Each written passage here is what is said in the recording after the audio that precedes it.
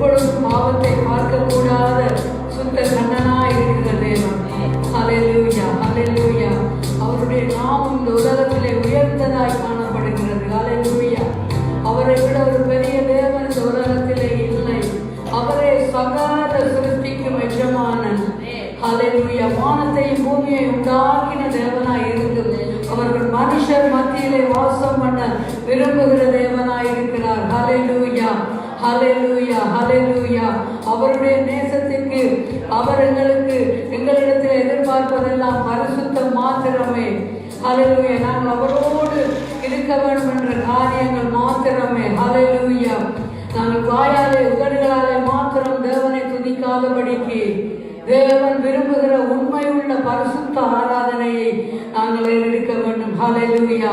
இந்த இடத்திலே செய்யப்படுகிற உண்மையான ஆராதனைகளுக்கு தேவன் உண்மையான பதிலை கொடுக்க போதுமானவராயிருக்கிறார். ஹல்லேலூயா, ஹல்லேலூயா. இந்த ஆராதனை என்பது தேவனோடு எங்களை இணைக்கிற நேரம். நாங்கள் தேவனோடு இணைந்த பிற்பாடுதான் தேவ செய்தியை நாங்கள் கேட்டு எங்களுடைய இருதயத்திலே அதை நாங்கள் நடைமுறைப்படுத்த முடியும். ஹல்லேலூயா, ஹல்லேலூயா. அவர் பரிசுத்தர், பரிசுத்தர், பரிசுத்தர். அவர் தூயாதி தூயவர். ஹல்லேலூயா. அவர் வானத்தையும் பூமியையும் படைத்த ஆண்டவர். ஹல்லேலூயா, ஹல்லேலூயா. சோத்திரம், சோத்திரம், சோத்திரம். ஹல்லேலூயா, ஹல்லேலூயா.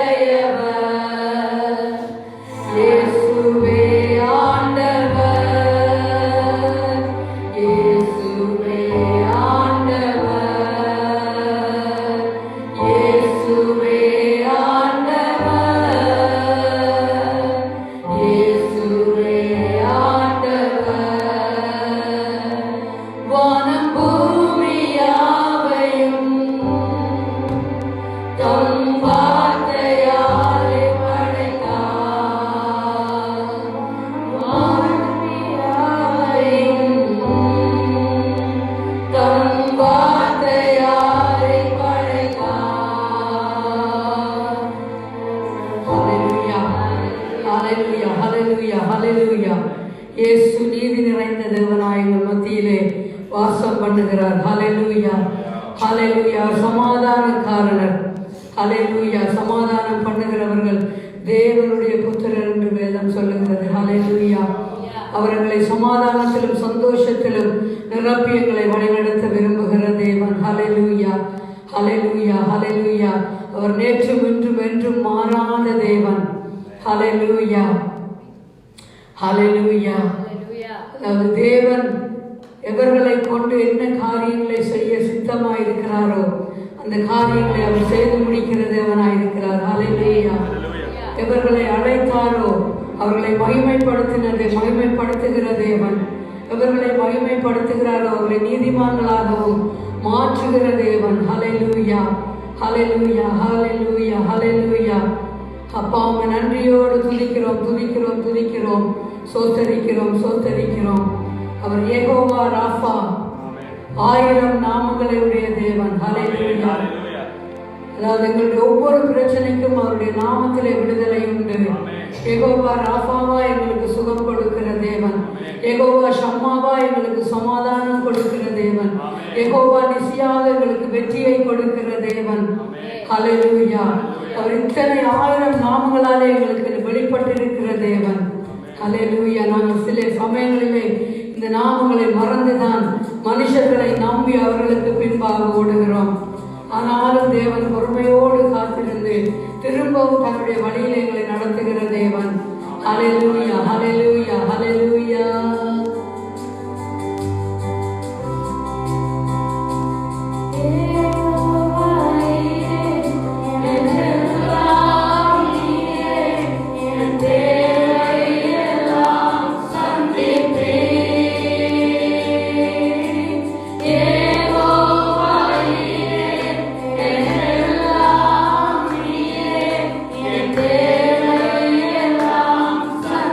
Baby.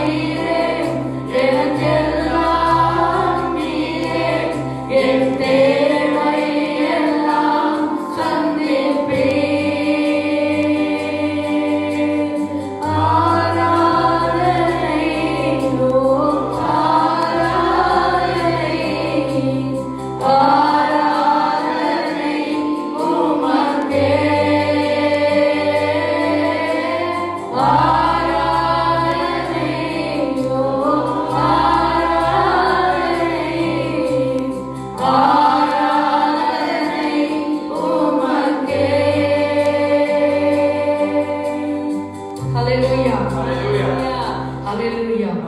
அவர் ஜீவனுள்ள தேவனாய் எங்கள் மத்தியிலே இருக்கிற தேவன். ஹல்லேலூயா.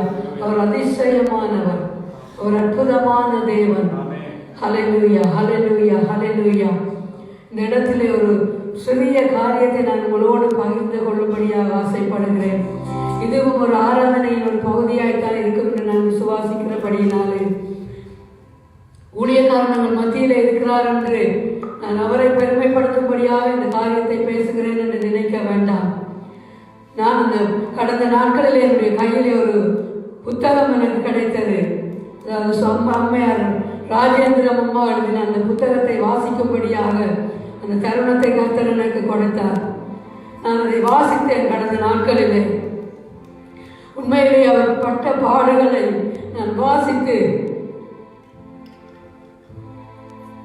சில நேரம் அவரும் சொல்வார்கள், தொண்டைக்கும் களத்துக்கும் நடுவிலே ஒரு கட்டியை போல உருளுவதாய் உணர்வதாக. நான் ஒரு 15-20 நிமிஷங்கள் நான் அதை உணர்ந்தேன். அந்த புத்தகத்தை நான் வாசிக்கிற வேளையிலே எவ்வளவு பாரங்கள், எவ்வளவு கண்ணீர், எவ்வளவு வேதனை மத்தியிலே அவர்கள் இந்த ஊழியங்களை செய்து வருகிற நேரத்திலே கர்த்தர் எங்களுக்கு எவ்வளவு காரியங்களை கொடுத்து எங்களுடைய வாழ்க்கையிலே நிர்விசாரம். அதில் ஒரு சிறிய பகுதியை மாத்திரம் நான் உங்களோடு பகிர்ந்து கொள்ளும்படியாக ஆசைப்படுகிறேன். அவர்களுடைய வீட்டிலே கூட்டங்கள் நடத்துகிற காலத்திலே அந்த வீட்டு பகுதி முழுக்க ஜனங்களால் நிரப்பப்பட்டிருக்கிற நேரத்திலேயாம், ஹல்லேலூயா, அவர் அந்த சிறு பிள்ளைகளை அழைத்து கொண்டு பக்கத்திலே இருக்கிற ஒரு பூங்காவிலே போய் இருப்பார்கள். அந்த ஜனங்களுக்கு அந்த வீட்டை கொடுத்து அந்த காரியங்களை நடத்தும்படியாக. அந்த நேரத்திலே மழை ஒரு நாள் மழையும் வந்திருக்கிறது. அந்த நேரத்திலே தன்னுடைய சீலை தலைப்பாலே அந்த பிள்ளைகளை மூடிக்கொண்டு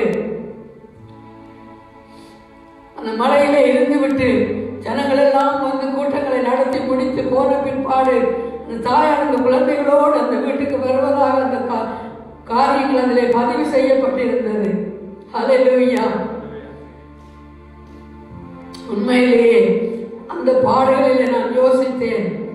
அதிலே 100-லே ஒரு 0.5 பாடல்களை கூட நாங்கள் இதுவரை கடந்து வரவில்லை. கர்த்தருக்காக எந்த காரியத்தையும் நாங்கள் செய்யவில்லை. அப்படி அர்ப்பணிப்பிலும் தியாகத்திலும் உருவாக்கப்பட்டிருந்த அந்த இயேசு ஜீவிக்கிறார் சபை. கர்த்தர் என்னையும் உங்களையும் அந்த இடத்திலே ஒரு சிறு தூண்களாக கொண்டு வந்து நிறுத்தி இருக்கிறார். நாங்கள் எவ்வளவு வசதியோடு வாய்ப்புகளோடு இந்த தேசத்திலே இருந்து கொண்டு ஒரு சிறு காரியங்களை கூட கர்த்தருக்கு செய்ய முடியாதபடி காணப்படுகிறோம். ஆனாலும் அதுக்குள்ளே நாங்கள் சொல்லிக் கொள்கிறோம், எங்களுக்கு பாடு, எங்களுக்கு துன்பம், எங்களுக்கு வேதனை என்று. முடிந்தால் அந்த புத்தகத்தை நீங்கள் ஒவ்வொருவரும் ஒரு சில பகுதிகளை நீங்கள் வாசித்து பாருங்கள். அதோடு பார்க்கும்போது நானும் நீங்களும் கடந்து செல்லுகிற பாதை ஒன்றுமே இல்லை. ஹல்லேலூயா. கர்த்தர் உங்களை ஆசீர்வதிக்க வேண்டும் என்பதற்காக, நாங்கள் விடுதலையை பெற்றுக்கொள்ள வேண்டும் என்பதற்காக அந்த ஊழியர்களை ஆரம்பித்தவர்கள் அதிலே பட்ட பாடுகள் கொஞ்ச நெஞ்சம். இந்த வார்த்தையினாலே சொன்னால் போதாது, கொஞ்ச நெஞ்சம் அல்ல. அவர்கள், நான் சொல்கிறேன் சாதாரணமாக கண்ணீர், துன்பம், வேதனை என்று. அதை வாசிக்க தயவு செய்து கிடைத்தால் அதை பெற்றுக்கொண்டு வாசித்து பாருங்கள். அவர்கள் கடந்து வந்த பாதை மௌன ஊர்வலம் என்ற அந்த புத்தகத்துக்கு பெயர் வைக்கப்பட்டிருக்கிறது. நான் அதை வாசித்து அதிலே அநேகமான ஆவிக்குரிய ஆழங்களையும், ஊழியம் என்றால் என்ன, சுவிசேஷம் என்றால் என்ன, ஒரு ஊழியக்காரர் எதையெல்லாம் கடந்து செல்ல வேண்டும் என்ற காரியங்களை என்னுடைய இருதயத்திலே நான் பதித்து வைத்திருக்கிறேன். மிகவும் ஆசீர்வாதமான ஒரு புத்தகம். ஹல்லேலூயா. கர்த்தர் ஒவ்வொருவரையும் ஆசீர்வதிப்பாராக. ஹல்லேலூயா, ஹல்லேலூயா. முடிந்தால் பெற்றுக்கொண்டவர்கள் அந்த புத்தகத்தை வாசித்து முடியுங்கள். என்றால் ஒவ்வொருவருக்கும் அது மிகவும் ஆசீர்வாதமான ஒரு புத்தகமாய் காணப்படும். வேதத்தை நீங்கள் வாசித்து எப்படி ஆசீர்வாதத்தை பெற்றுக் கொள்கிறீர்களோ அதே போல அந்த புத்தகம் உங்களுக்கு தனிப்பட்ட, அதாவது ஊழியம் செய்ய விரும்புகிற உங்களுக்கு, உங்களுடைய இருதயத்துக்கு ஒரு பலத்தை கொடுக்கிற புத்தகமாக அது காணப்படுகிறது. முடிந்தவர்கள் அதை வாங்கி வாசியுங்கள். ஹல்லேலூயா. கர்த்தர் உங்களை ஆசீர்வதிப்பாராக.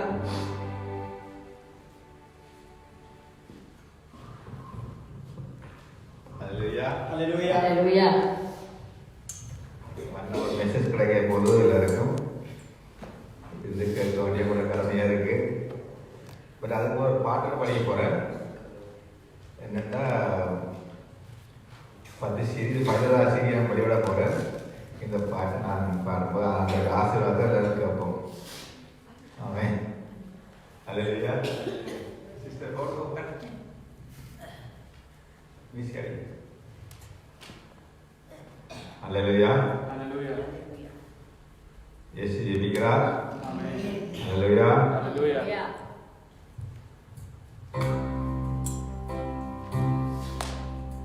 சேர்ந்து பாத்தீங்கன்னா உங்களுக்கு வாசகமாக இருக்கு. நம்மளாம் விட்டாலும் கண்டுகொள்ள முடியாது. ஓகே.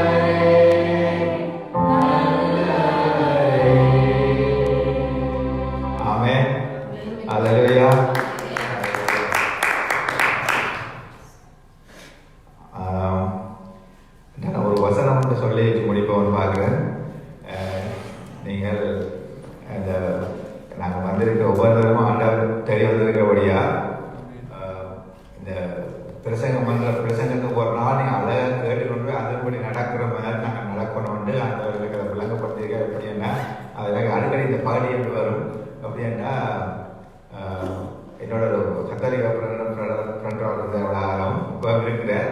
அவர் நடுவே அந்த வரியை சொல்லுவாருன்னா அங்கே ஃபாதர் சொல்லுவாராம், என்ன பிரச்சனை வந்து எங்களை அந்த அடி ஒரு கால் படியில் போடுவோம்னு ஒரு நாள் சொல்லுவார் அவரும். அப்போ அதை பிள்ளைங்க கொள்ளாத செய்திருக்கான்னு நான் நினைக்கிறேன். அப்படின்னா என்ன பிரச்சனை அவங்களுக்கு இருந்தாலும் வந்து ஆண்டோட பாதில் போட்டுருவோம்னு சொல்லுவாராம். இப்போ அவர் ஒரு நாள் என்ன சொல்லுவேன்னா அவர் வாய்ப்பத்துக்கு கடாது அதிக வச்சு தூக்கணும் தலையில் வச்சு வந்து அடி காலில் ஆண்டோட அடிக்க போட்டார். அதை அவர் வாங்கி கொண்டாத மாதிரி செய்தார். அப்படி நாங்கள் செய்யாத மாதிரிக்கு அந்த வார்த்தை எதை சொல்லப்படுது அதன்படி நடக்கிறதுக்காக சொல்லப்படாச்சு. அதை நீங்கள் செய்யுங்க. கர்த்தர் உங்களை ஆசீர்வதிப்பார்.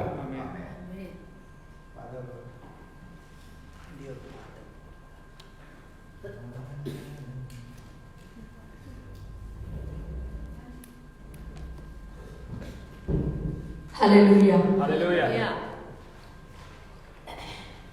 Hallelujah. Hallelujah. தூய ஆவியே, அன்பின் ஆவியே, துணையாளரே, தேற்றும் தெய்வமே, ஊற்று தண்ணீரே, உள்ளம் ஏங்குதையா, வர வேண்டும் வல்லவரே, நல்லவரே, வர வேண்டும் வல்லவரே, நல்லவரே, வர வேண்டும் நல்லவரே, வல்லவரே, தூய ஆவியே, அன்பின் ஆவியே, துணையாளரே, தேற்றும் தெய்வமே, ஊற்று தண்ணீரே, உள்ளம் ஏங்குதையா, வர வேண்டும் வல்லவரே, நல்லவரே, வர வேண்டும் வல்லவரே, நல்லவரே,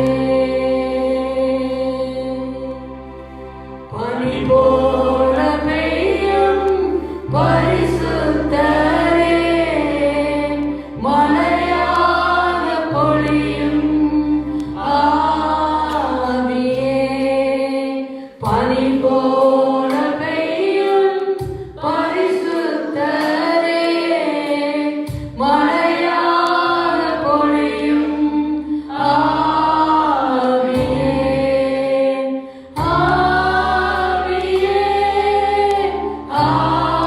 ஆவியே, மழையாக பொழியும் ஆவியே, ஆவியே, ஆவியே, மழையாக பொழியும் ஆவியே. Hallelujah. Hallelujah. Thank you, sister. Please be seated. Thank you. Hallelujah. Swami Vansena Mahime Veva. Pastor Joshua, thank you very much. Last week, spoke to you, tried to sing. I couldn't believe, but today it's a real. It's so very happy to see it. Amen. Hallelujah. Swami Nyo Bahanse, Yahapat Devian Bahanse. ජීවමාන දෙවිඳුනි අද දවසේත් ඔබ වහන්සේගේ කරුණාව මැද තබා තිබෙන නිසා ස්තුතියි ස්වාමීනි ඔබ වහන්සේ අපව ස්පර්ශ කරන්න යේසුස් ඔබ වහන්සේගේ කරුණාවට ජනස කරන්න நம்முடைய கிருபையினால் ஜெபிக்கிறோம். හලෙලූයා ස්වාමීන් වහන්සේ මහිමය වේවා கர்த்தருடைய பரிசுத்த நாமத்துக்கு மகிமை உண்டாவதாக. අද දවසේත් අපි ස්වාමීන් වහන්සේගේ මේසයට පංගුකාර වෙන්න සූදානම්ව සිටිනවා. இந்த நாள் நாங்கள் இந்த கம்யூனியன் இதுக்கு பங்காளர்களாக இருக்கிறோம். මම දකින ස්වාමීන් වහන්සේ පොළවේ සාධාරණත්වයේ තියෙන දෙවියන් වහන්සේ නෙවෙයි. මම දකින ස්වාමීන් වහන්සේ පොළවේ සාධාරණයේ තියෙන දෙවියන් වහන්සේ නෙවෙයි. தேவன் உலகத்துக்கு ஒப்பான சாதாரணமானவர் அல்ல. මම දකින ස්වාමීන් වහන්සේ පොළවේ ප්‍රේමයෙන් තියෙන දෙවියන් වහන්සේ නෙවෙයි.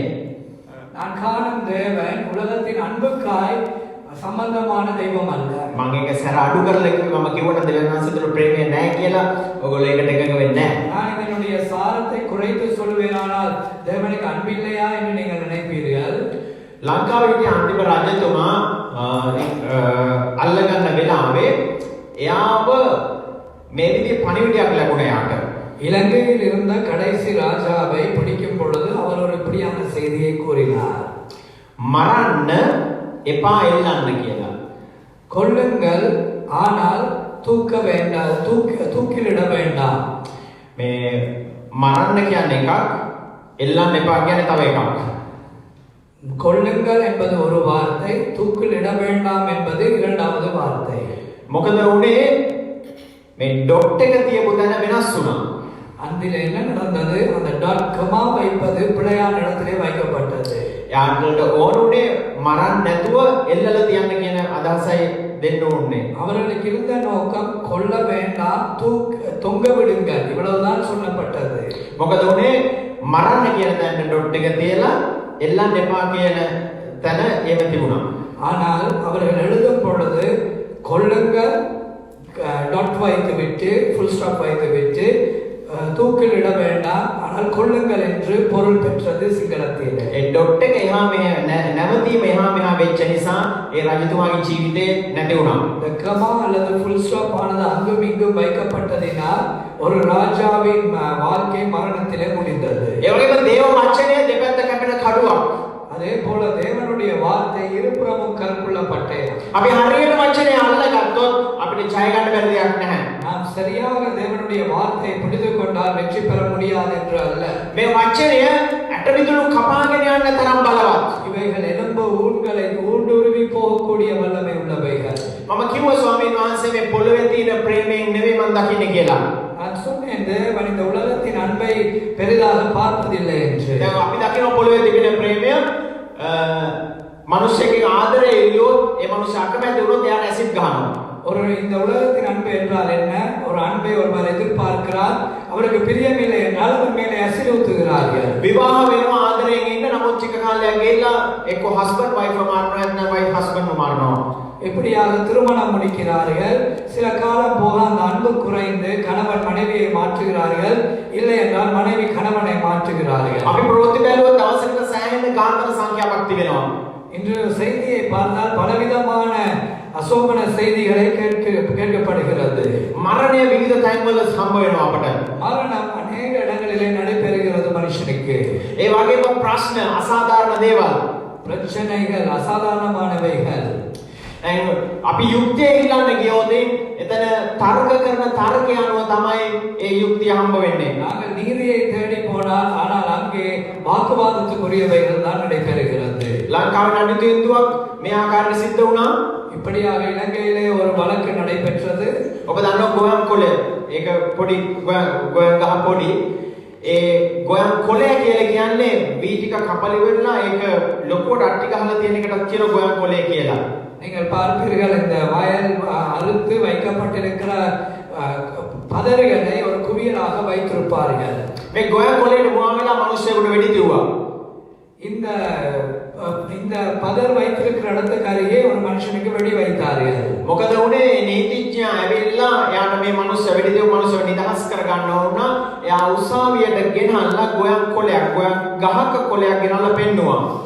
இப்படியாக ஒரு நெல்லின் ஒரு பகுதியை கொண்டு வந்து அந்த நீதிபதி முன்பதாக நிறுத்தி எப்படியாயினும் நீதிபதி இந்த கொலையாளிகளை விடுதலையாக பார்த்தார். මනුෂ්‍ය ඝාතනයක් සිද්ධ වෙලා තිබුණත් ඒ කාරණේ සත්‍ය වුණත් மனித கொலை நடந்தும் அது உண்மையா இருந்தாலும் තර්ක කිරීම අනුව ඒ වැරදිකාරයට නිදහස ලැබුණා.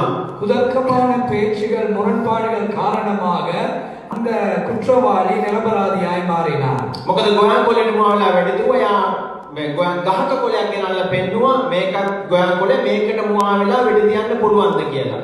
அவர்கள் கொண்டு வந்த ஒரு நெல்லின் கதிரை கொண்டு காட்டுகிறார்கள். இப்படியானது கொண்டு வெடி வைக்கலாமா? ஆகவே இது கொலை அல்ல என்று அதை உறுதி செய்தார்கள். ඒක නිසා කරුණ ඉදිරිපත් කිරීම අනුව තර්කයේ අනුව වැරදි කරුණාන් නිදහස ලැබෙනවා. ஆகவே இப்படியான பொய்யான குதர்க்கமான பேச்சுகளினால் அநீதிமான் நீதிபரனாய் விடுதலையாக்கப்படுகிறார். ඔබත් මමත් අද ඉන්න මේ පොළවේ මේ වගේ ප්‍රේමයක් මේ වගේ සාධාරණ අසාධාරණකම් තමයි අපිට දකින්න ලැබෙන්නේ. இப்படி இன்று நாம் வாழ்கிற உலகத்தில் இப்படியான அநீதிகளை தான் நாங்கள் பார்த்து கொண்டிருக்கிறோம். හැබැයි උත්පත්ති පොතේ 4 වෙනි පරිච්ඡේදයේ කතා කරනවා කායින් ආබේල් ගැන. ஆதியாகமம் 4ஆம் அதிகாரத்திலே ஆபேல் காயினை குறித்து எழுதப்பட்டிருக்கிறது. කායින් ආබේල්ව මැරුවා. එයාගේ ලේ පොළවෙන් ස්වාමීන් වහන්සේට කතා කරා. காயின் ஆபேலை கொண்டான். அவனுடைய இரத்தம் பூமியிலிருந்து ஆண்டவரை நோக்கி கூப்பிட்டது. ස්වාමීන් වහන්සේගේ සාධාරණය සර්ව සාධාරණයක්. தேவனுடைய நீதியானது மிகவும் உன்னத நீதியாய் இருக்கிறது. පොළවේ දෙන්නේ රණ්ඩුනොත් ඒ දෙන්නට සමානකම් කරන්න මෙයාට උන පාඩුව මෙයාටත් වෙන්න සලස්වලා. இந்த பூமியிலே பிரச்சனை வந்தால் கடவுள் நீதியாக யாருக்கு பிரச்சனை இருக்கிறதோ அவர்கள் மேலே நீதியை நிலைநாட்டினார். පොඩි ළමයි දෙන්නේ රණ්ඩුනොත් ඒගොල්ලන්ට දෙන්නටම ඩොක් දෙකක් යනලා ඒක විසඳලා දානවා. ரெண்டு பிள்ளைகள் குழப்படி செய்தால் ரெண்டு பிள்ளைகளை தலையிலே குட்டி விட்டு அனுப்பி விடலாம். ඕක තමයි අපි දකින සාධාරණය. அதெல்லாம் நாங்கள் காணுகிற நீதி. හැබැයි ස්වාමීන් වහන්සේගේ සාධාරණය ඊට වඩා වෙනස්. ஆனால் தேவனுடைய நீதி அதை விட மேலானது. මේ සහෝදරයා ඝාතනය කිරීම නිසා මේ කායින්ට පොළවේ ආශිර්වාදේ නැතුව තිබුණා. இந்த ஆபேலை கொண்டதினால் காயினுடைய ஆசீர்வாதத்தை தேவன் எடுத்து விட்டார். එයාට පොළවේ සාරවත්කම නැතුව එයා පසුතැවිලි වෙලා එයා දඬුවමකට යටත් වුණා. அவன் பூமியின் சாரத்தை இழந்து அவன் பூமியில் உள்ள தண்டனைக்குட்பட்டவனாய் காணப்பட்டான். උත්පත්ති 4 වෙනි පරිච්ඡේදයේ 10 වෙනි පදයේ කියනවා ස්වාමීන් වහන්සේ කායි විසින් ආබේල් ඝාතනය කරා කියලා. 4ஆம் அதிகாரம் 10ஆம் வசனம் ஆதியாகமம் சொல்லுகிறது காயின் ஆபேலை கொன்றான் என்று. හැබැයි කායින්ට දඬුවම ලැබුණත් ස්වාමීන් වහන්සේ ඒක සාධාරණයක් කරා. காயினுக்கு தண்டனை கொடுத்தாலும் தேவன் சற்று இரக்கமாய் நீதி செய்தார். දෙවියන් වහන්සේ කායින්ට අසාධාරණයක් වෙන්නේ නැහැ. தேவன் காயினுக்கு அநீதி நடப்பதற்கு இடமளிக்கவில்லை. මොකද කායින් බය වුණා ස්වාමීන් වහන්සේ ඉදිරියේ එයා කිව්වා ස්වාමීනි මට දඬුවමක් තියෙනවා මේ දඬුවමට දරා ගන්න බෑ කියලා. ஏனென்றால் காயின் கடவுளிடம் கேட்டான் கர்த்தாவே எனக்கு தண்டனை உண்டுதான் ஆனால் என்னால் தாங்க முடியாது என்று கெஞ்சினான். ඒ වෙලාවේ ස්වාමීන් වහන්සේ කිව්වා නෑ නුඹට කවුරුත් පහර දෙන්න සලස්වන්නේ නෑ කියලා. ஆகவே ஆண்டவர் சொன்னார் இல்லை நான் யாரும் உன்னை தாக்குவதற்கு அனுமதிக்க மாட்டேன். ඒ තරම් ස්වාමීන් වහන්සේ සාධාරණව සිටිනවා. அப்படியாய் தேவன் நீதி உள்ளவராய் අපි දකින්නේ මිනිස්සෙකුට විපතක් වුණොත් අනිත් මිනිස්සුන්ට විපතක් වෙන්න ඕන කියන එක. நாங்கள் என்ன நினைப்போம் ஒருவனுக்கு ஆபத்து வந்தால் அவன் மற்றவனுக்கு ஆபத்தை கொடுக்க வேண்டும் நடக்க வேண்டும் என்று. අපි මේ උත්පත්ති පොතේ 4 වෙනි පරිච්ඡේදයේ 14 ඉඳලා 15 වෙනිකන් කිව්වොත් ඔබ වහන්සේ අද දවසේ භූමි තලයෙන් මා එළවුසේක මම ඔබ වහන්සේ ඉදිරියෙන් සැඟවෙන්නෙමි. පොළොවෙන් පලා යන්නෙක්ද තනින් තන යන්නෙක්ද වන්නෙමි. තවද මා සම්බොයින කවරෙක් නමුත් මා මරන්නේයි කිය. ස්වාමීන් වහන්සේ ඉදින් යමෙක් කායින් මරන්නේද ඔහුගෙන් සත්වරක් පරිගණු ලැබෙන්නේයි ඔහුට කීසේක. 9ஆம் 10ஆம் வசனங்கள் அடிங்க 13 14ஆம் வசனங்களை வாசிப்போம். இன்று என்னை இந்த தேசத்திலிருந்து துரத்தி விடுகிறேன். நான் உமது சமூகத்துக்கு விலகி மறைந்து பூமியில் நிலையற்ற அலைகிறவனாயிருப்பேன். என்னை கண்டுபிடிக்கிறவன் எவரும் என்னை கொன்று போடுவானே என்றான். அப்பொழுது கர்த்தர் அவனை நோக்கி காயினை கொல்லுகிற எவன் மேலும் 7 பழிச்சு வரும் என்று சொல்லி காயினை கண்டுபிடிக்கிற எவனும் அவனை கொன்று போடாதபடிக்கு கர்த்தர் அவன் மேல் ஒரு அடையாளத்தை போட்டார். මේ වගේ ආබේල්ට මරණය ගෙන දුන්න කායින්ව ස්වාමීන් වහන්සේ දඬුවමකට යටත් කරත් ඔහුට අසාධාරණ දඬුවමක් වෙන්න දුන්නේ නැහැ. இப்படியாக ஆபேலை கொண்ட காயினுக்கு தேவன் தண்டனை கொடுத்தாலும் அநீதி உண்டாகத்தக்கதான ஒரு தண்டனையை கொடுக்கவில்லை. මොකද ඔහු ඒ පශ්චාත්තාප වෙලා හැරුණ මොහොතේ ස්වාමීන් වහන්සේගේ යම් කරුණාවක් අල්ලගත්තා. ஏனென்றால் அவன் மனம் திரும்பினதினால் தேவனுடைய ஒரு இரக்கத்தை பெற்றுக்கொண்டான். උත්පත්ති පොතේ 4 වෙනි පරිච්ඡේදයේ 15 අන්තිම කොටස කියනවා කිසිවෙක් ඔහුට පහර නොදෙන පිණිස ස්වාමීන් වහන්සේ ඔහුට ලකුණක් නියම කළසේක කියලා.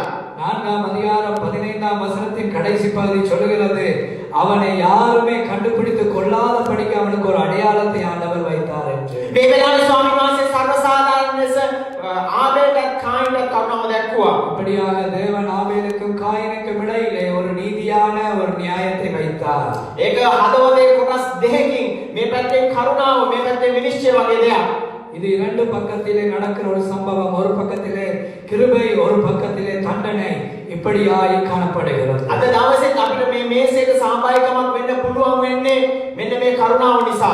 ஆகவே இன்று இந்த மேசையிலே நாங்கள் சம்பந்தப்பட போவது அவருடைய கிருபையினால். දෙවියන් වහන්සේගේ කරුණාව නිසා තමයි ඔබත් මමත් අද දවසේ මේ මේසෙට සහභාගී වෙන්නේ. அவருடைய கிருபையினால் தான் இந்த மேசைக்கு நாங்கள் சேர போகிறோம். ඒ නිසා උන්වහන්සේගේ කරුණාව අසීමිතයි, උන්වහන්සේගේ ප්‍රේමය අසීමිතයි. ஆகவே ஆண்டவருடைய கிருபை, அவருடைய இரக்கம் மகா பெரியது.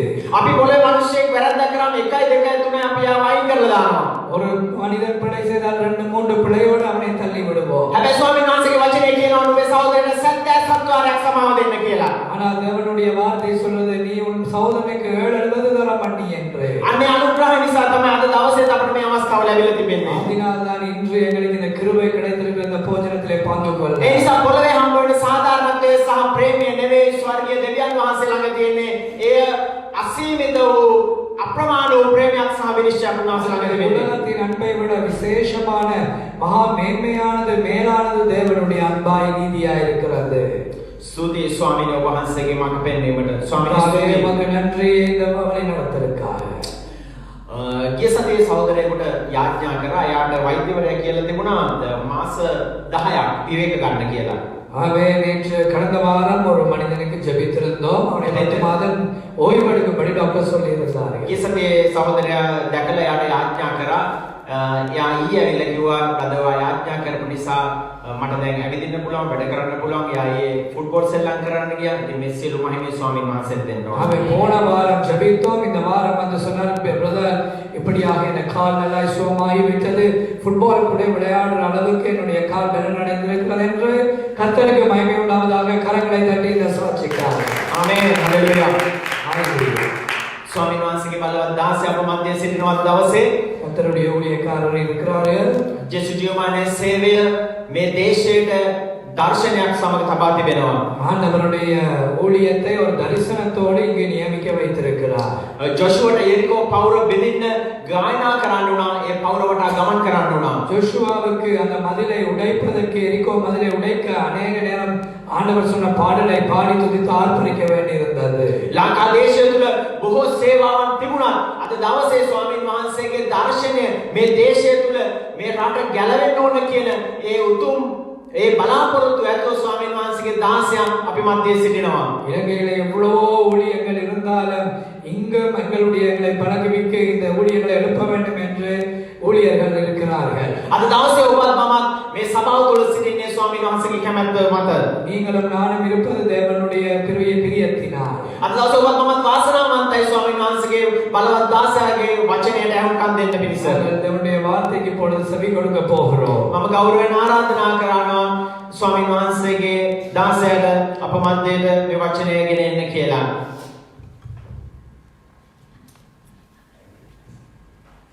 கர்த்தராகிய இயேசு கிறிஸ்துவின் இனிய நாமத்தினால் அன்பின் வாழ்த்துக்கள். ஆனால் இன்று எல்லாருக்கும் வாழ்த்துதல் சொல்ல நேரம் அதிகமாய் போய்விடும். ஒவ்வொரு வாரமும் வாழ்த்துதல் சொன்னால் வாழ்த்துதலுக்கே நேரம் போய்விடும். Can we cut on live so we can train in